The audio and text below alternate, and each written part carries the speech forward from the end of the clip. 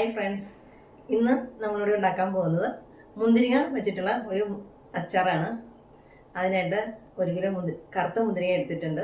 ഇത് നമുക്ക് കുറച്ച് വെള്ളത്തിൽ ഉപ്പും വിനാഗിരി ഒഴിച്ച് ഒരു 15 മിനിറ്റ് നേരം റെസ്റ്റ് ചെയ്യാൻ വെക്കാം. ഇന്നത്തെ ഇതിന് കീടാണൊക്കെ ഉണ്ടെങ്കിൽ നശിച്ചു പോകാനാണ് അങ്ങനെ ചെയ്യുന്നത്. ഇനി നമുക്ക് അച്ചാർ തയ്യാറാക്കാം.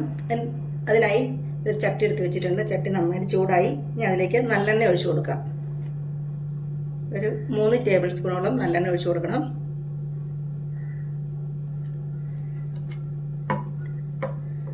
എണ്ണ ചൂടാകാൻ വെയിറ്റ് ചെയ്യുക. അച്ചാറിടാനായിട്ട് ഞാനിവിടെ ഒരു 200 ഗ്രാം കുരുവുള്ള മുന്തിരിയാണ് എനിക്ക് കിട്ടിയത്. കുരുവില്ലാത്തതാണ് നല്ലത്. ഇത് നന്നായിട്ട് കഴുകി വെള്ളമൊക്കെ തുടച്ച് വെച്ചിരിക്കുന്നതാണ്. ഇനി നമുക്കിത് അച്ചാറിടാം. എണ്ണ നന്നായി ചൂടായി ഇതിലേക്ക് കടുകിട്ട് കൊടുക്കാം.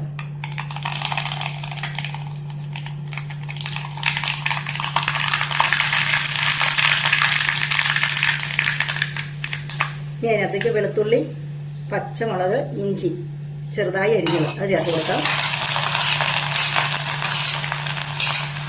ഇളക്കി കൊടുക്കുക.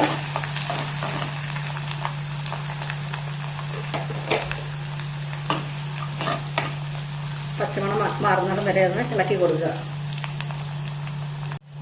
കറിവേപ്പില ചേർത്ത് കൊടുക്കുക.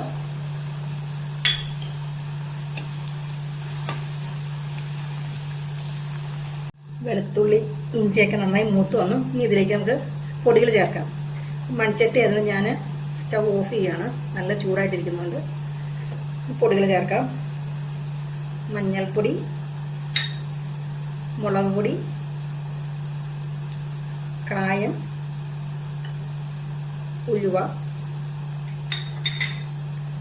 ഉപ്പ് നന്നായി ഇളക്കി കൊടുക്കുക. പൊടികളുടെ പച്ചമണം മാറുന്നോളം വരെ ഒന്ന് ഇളക്കി കൊടുക്കുക.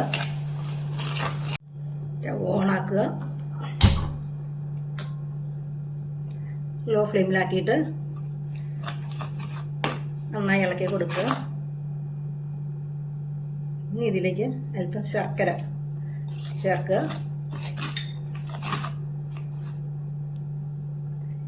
വിനാഗിരി ചേർക്കുക.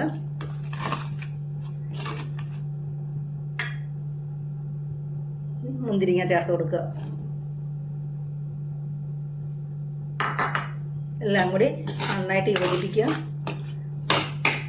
മുന്തിരി അധികം വെന്ത് പോകരുത്. ഈ മസാല എല്ലാം ഇതിൽ പിടിച്ചാൽ മാത്രം മതി.